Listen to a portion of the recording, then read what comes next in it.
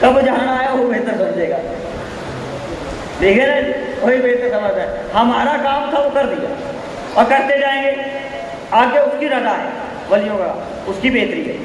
تو اس لیے یہ اللہ تعالیٰ نے فرمایا میرے ولی کے ساتھ دشمنی رکھے، بے ادبی کرے، میری طرف سے اعلان جگہ ہے. اور فرمایا اس کے ساتھ اعلان جگہ. اس کے بعد فرمایا اسی حدیث قدسی میں اگلا مصرع ٹکڑا اس کا، جتنا قرب اللہ تعالیٰ نے فرمایا تین کیٹیگریز ہیں، قرب نوافل، قرب فرائض، جمع بین القربین. فرمایا اللہ تعالیٰ نے کہ جتنا قرب فرائض کے ذریعے کسی کو میری بارگاہ سے ملتا ہے دنیا کے اندر. اور اس کا ترجمہ سنا رہا اللہ تعالیٰ نے فرمایا جتنا قرب فرائض کے ذریعے فرض ادا کرنے کی وجہ سے جتنے بھی فرائض ادا کریں گے آپ، اس فرائض کے ذریعے میری بارگاہ سے ملتا ہے دنیا کا کوئی عمل اتنا قرب اسے میری بارگاہ سے ادا نہیں کر سکتی. اللہ تعالیٰ نے فرمایا. حدیث قدسی کا ترجمہ سنا رہا ہوں. فرائض کی ادائیگی کے ذریعے حاصل ہونے والا قرب سب سے اونچا قرب ہے، فرض کی ادائیگی کے ساتھ. اس کے بعد اگلے حصے میں آیا قرب نوافل. اللہ تعالیٰ فرماتا ہے کہ بندہ نوافل کے ذریعے، اس حدیث کا تیسرا ٹکڑا ہے کہ بندہ نوافل کے ذریعے عبادت کرتا، ساری رات جاگتا. آپ نے اللہ کے ولیوں کی سیرتیں پڑھی ہوں گی، امام ابو حنیفہ کی سیرتیں پڑھی ہوں، رات کو نکل کے بھی جاتے ہیں نوافل پڑھتے. جب سب نمازی آ گئے تو پھر جا کے گئے، ٹھیک ہے نا. وہ تو بس اس کو راضی کرنے کا لالچ رکھتے ہیں نا، بس جتنا بھی ہو جائے بس ہوتا ہی جائے. لیکن آپ تو 1-2 گھنٹے کی تقریر ہو جائے تو ذکر ہو جائے، راتیں ہو جائیں تو نیند آنے لگتے، بور ہو جاتی ہے. تو وہ تو صحیح رات رکھتے تھے کہ بندے چلے جائیں اور مجھے وقت ملے کہ میں اس کی بارگاہ میں کھڑا ہو جاؤں. جب بندوں سے فارغ ہو جاؤں تو پھر وقت ملے اس کی بارگاہ میں کھڑا ہو جاؤں. ایسے ایسے ولی اللہ سے دوبارہ اللہ تعالیٰ ان کے لیے فرماتا ہے کہ بندہ نفل کے ذریعے میرے قریب تر ہوتا چلا جاتا ہے، اور اتنا قریب تک ہوتا چلا جاتا ہے کہ میں اسے اپنا محبوب بنا لیتا ہوں. میں اسے اپنا محبوب بنا لیتا ہوں. اللہ تعالیٰ اسے پھر اپنا محبوب بنا لیتا ہے. اور جب میں اسے اپنا محبوب بنا لیتا ہوں قرب نوافل کے ذریعے اسے اپنا محبوب بنا لیتا ہوں. فرمایا حدیث قدسی میں یہ ہے کہ میں اس کے کان بن جاتا ہوں جس سے وہ سنتا ہے. یہ قرب نوافل کے ذریعے ہوتا ہے یہ مقام. اور میں اس کی آنکھ بن جاتا ہوں جس سے وہ دیکھتا ہے. اور میں اس کے ہاتھ بن جاتا ہوں جس سے وہ گرفت کرتا ہے. بندہ بھی گرفت کر لیتا ہے جب وہ اس کا بن جاتا ہے، بندہ ہی گرفت کر لیتا ہے. اللہ تعالیٰ فرماتا ہے کہ میں اس کے ہاتھ بن جاتا ہوں جس سے وہ گرفت کرتا ہے، میں اس کے پاؤں بن جاتا ہوں جس سے وہ چلتا ہے. اللہ تعالیٰ فرماتا ہے اگر وہ مجھ سے سوال کرتا ہے. اب اگلی بات، اگر وہ بندہ اتنا مقام پا لے قرب نوافل کے ذریعے، پھر وہ مجھ سے جو سوال کرتا ہے، اب ہماری زبان نے اس کی زبان میں فرق ہے نا بڑا. وہ بندہ اللہ فرماتا ہے وہ بندہ جب مجھ سے سوال کرتا ہے میں یقیناً اسے ادا کر دیتا ہوں. اور بندہ جب مجھ سے سوال کرتا ہے میں یقیناً اسے ادا کرتا ہوں. اور کسی کے لیے میری بارگاہ سے، کسی کے لیے وہ بندہ کسی کے لیے میری بارگاہ سے پناہ مانگتا ہے، میں یقیناً اسے پناہ ادا کر دیتا ہوں. اب بے ادبی کرتی ہے اور پہلے بندے کے پاس جائے جس سے بے ادبی کرتی ہے یا پناہ دلوا دے. اللہ تعالیٰ فرماتا ہے میں اسے پناہ دلوا دیتا ہوں یقیناً تو اسے پناہ دے دیتا ہوں. تو قرب نوافل کے ذریعے اس ولی کو یہ مقام نصیب ہوتا ہے کہ اس کا دیکھنا اللہ تعالیٰ سے ہے، سننا اللہ تعالیٰ سے ہے، پکڑنا اللہ تعالیٰ سے ہے، چلنا اللہ تعالیٰ سے ہے، اور ارادہ اللہ تعالیٰ سے ہے. ارادہ بھی اللہ تعالیٰ سے. ساری حرکات کے اندر ایک ذات ہے، ساری حرکات کے اندر ایک ذات ہے، وہ اللہ تعالیٰ کی ذات ہے. وہ اللہ تعالیٰ کی ذات ہے. اور اللہ تعالیٰ کی ذات کے ساتھ اس کی یہ معیت اس کو نصیب ہو جاتی ہے کہ وہ قرب نوافل کے ذریعے اللہ تبارک و تعالیٰ کے بندے قرب نوافل میں بندے کے ظاہر کی نسبت اللہ کی طرف ہو جاتی ہے.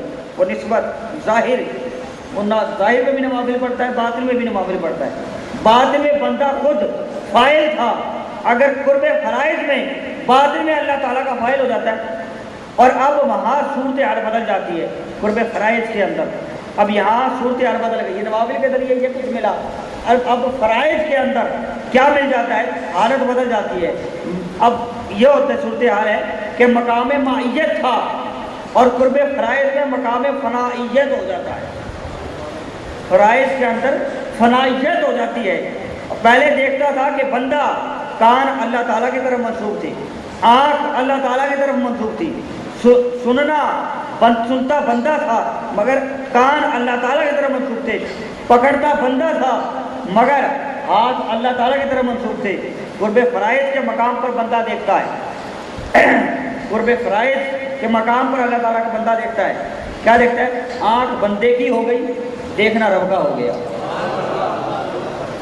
آنکھ بندے کی ہو گئی، دیکھنا رب کا ہو گیا، کان بندے کے ہو گئے، سننا رب کا ہو گیا، ہاتھ بندے کے ہو گئے، پکڑنا رب کا ہو گیا، دل بندے کا ہو گیا، چاہنا رب کا ہو گیا، دل بندے کا ہو گیا۔ اب وہاں ظاہر کی نسبت اللہ تعالیٰ کی طرف تھی، اب فرائض کے اندر باطن کی نسبت اللہ تعالیٰ کی طرف ہو گئی۔ تیسری کیٹیگری اس کے اندر آیا، یہ دونوں مل جائیں، قرب نوافل اور اب قرب فرائض، یہ دونوں جس جگہ پر جمع ہو جائیں، اتنا مقام کسی کو مل جائے کہ نوافل میں بھی اللہ تعالیٰ کے ہاں ولایت کا مقام پا لیا مائیت کے اندر، اور اب فرائض کے اندر بھی اس نے یہ مقام پا لیا کہ اس کا سب کچھ خدا کا ہو گیا۔ پھر یہ دونوں جب مل جائیں، دونوں مقام مل جائیں، اس کو کہتے ہیں جمع قربین، جمع بین القربین۔ یہ اب دونوں کیٹیگری، یہ ہر ایک کو نصیب نہیں ہوتا، یہ بات یاد رکھیے گا۔ یہ مقام جو مقام اس کو مقام نوافل کے ذریعے ولایت ملی، کسی کو فرائض کے ذریعے ملی، مگر دونوں مقام کے اندر ولایت کا یہ درجہ کسی عام آدمی کو نہیں مل سکتا، یہ کسی کو نہیں ملتا، یہ کوئی ہوتا ہے جمع بین القربین کا۔ اب یہ وہ مقام آتا ہے کہ جس کے اندر حضرت غوث پاک رضی اللہ تعالیٰ عنہ کا عالم یہ ہے، یہ مقام حضرت غوث پاک کو ملا کہ دونوں فرائض آپ کی ذات کے اندر جمع ہو گئے، یہ آپ کو مقام ملا۔ اور حضرت غوث پاک کا عالم یہ ہے کہ آپ قرب نوافل بھی نیچے رہ گیا، قرب فرائض بھی نیچے رہ گیا، اور آپ کو جمع بین القربین کے مقام پر فائز کیا، جہاں آپ کا مقام تعلق صرف خدا کی ذات کے ساتھ۔ اور اس کی مثال کچھ ایسی ہوئی کہ حضرت غوث پاک رضی اللہ تعالیٰ عنہ خطاب فرما رہے ہیں مجلس کے اندر۔ اب اس کی مثال دے رہا ہوں، یہ جمع بین القربین کا حضرت غوث پاک، اور ہم یہ تصور، ہم یہ ہمارا ایمان کامل ہے کہ ہمارے بزرگوں کو اللہ تبارک و تعالیٰ اتنی قوت عطا فرمائی کہ جہاں ان کی مجلس ہو ایسا ہو نہیں سکتا کہ وہ آئے نہ ہو۔ یہ بات یاد رکھیے گا، تصرفات اتنے ہوتے ہیں، یہ تو آنکھ والا تیرے جوفن کا تماشا دیکھے، دیدائے کون کو کیا نظر آئے، کیا دیکھے، ہر ایک کو یہ مقام نہیں نصیب ہوتا کہ کون دیکھتا ہے۔ جیسا کہ حدیث پاک میں بھی ہے نا کہ تین کام کر لیں، اس حدیث کے صرف ایک بات کے لیے حدیث سناتا ہوں، تین کام کر لیں کامیاب ہونا ہے۔ مسند امام احمد بن حنبل کی حدیث ہے، حضرت ابو ہریرہ سے روایت ہے۔ کیا تین کام ہے؟ آقا علیہ الصلوۃ والسلام نے فرمایا گھر جائیں تو سلام کریں، ٹھیک ہے، اور جب کوئی مہمان آ جائے تو اس کو کھانا کھلائیں، اور جب سب سو جائیں تو نماز پڑھیں۔ تین کیٹیگری ہو گئی، لیکن اس کی تفصیل میں نہیں جانا چاہتا کیونکہ موضوع سے ہٹ کے بات ہے، لیکن اس بات پہ بتا رہا ہوں حضرت غوث پاک آ جاتے ہیں، اس لیے میری اپنی ایک شرح ہوتی ہے کہ بات جیسے کہ میں نے وہ فضل پہ لے گیا، ٹھیک ہے نا، وہ اپنی علم کی گفتگو ہوتی ہے، تو آپ فرماتے ہیں کہ تین کام کر لیں، مسند امام احمد بن حنبل کے حدیث ہے، لیکن اس حدیث کی روشنی کے اندر اپنا اپنا نظریہ ہر ایک نے بیان کیا ہے۔ میں نے پچھلی دفعہ بھی وہاں پہ بھی کہا تھا کہ ہم اللہ والوں سے تصرفات سے انکار نہیں کر سکتے، اگر انکار کریں گے بدبخت ہو جائیں گے۔ اللہ کے بولیے، اللہ تعالیٰ نے فرمایا کہ بے ادبی کرے گا تو اللہ نے جنگ ہے، آج اسے کچھ نہیں سنائیے، انکار کرے گا تو مشرک ہو جائیں گے، کافر ہو جائیں گے، کوئی انکار کرے گا تو اس لیے بزرگوں نے جو فرما دیا ان کے جو تصرفات ہیں ان سے انکار کریں گے تو بے ادبی میں داخل ہو جائیں گے۔ تو آقا علیہ السلام نے فرمایا تین کام کر رہے ہیں۔ اب حضرت عبدالحق محدث دہلوی رحمۃ اللہ تعالیٰ نے فرماتے ہیں کہ جو بندہ حضور کے روزے پر جاتا ہے اس بندے کے سلام سے پہلے حضور سلام فرماتے ہیں۔ یہ عقیدہ حضرت عبدالحق محدث دہلوی کا، آپ فرماتے ہیں کہ بندہ سلام کرتا ہے، حضور نے فرمایا کہ تین سلام کر رہے ہیں نا، پہلے سلام کرنا، مہمان کو کھانا کھلانا ہے، اور سب سو جائیں تو نماز پڑھنی ہے۔ لیکن حضرت عبدالحق محدث فرماتے ہیں کہ بندہ جب حضور کی بارگاہ میں جاتا ہے روزہ رسول پہ، تو وہ بندہ ابھی حضور کی بارگاہ میں جاتا سلام تو کریں گے نا، ابھی وہ بندہ سلام کرتا ہے، حضرت عبداللہ محدث دہلوی فرماتے ہیں کہ اس کے سلام سے پہلے حضور اس سے سلام فرماتے ہیں۔ نے خود کو فرمایا کہ پہلے سلام کرو تو حضور بھی سلام فرمائیں۔ یہ ان کا عقیدہ ہے۔ آپ اور میں پیدا نہیں ہوئے تھے جب انہوں نے یہ بات کہہ دی تھی۔ ہم آج پیدا ہو کے اپنی عقل کے گھوڑے چلائیں گے؟ وہ بے وقوف تھے، عالم فاضل تھے۔ یہ اس وقت کی بات ہے جب آپ اور میں پیدا نہیں ہوئے تھے، آپ کے بچے بھی پیدا نہیں ہوئے تھے، آپ کے دادا بھی پیدا نہ ہوئے ہیں، ٹھیک ہے، اس وقت کی بات ہے۔ تو وہ صحیح فرما رہے تھے یا ہم اپنی عقل کے گھوڑے چلائیں گے؟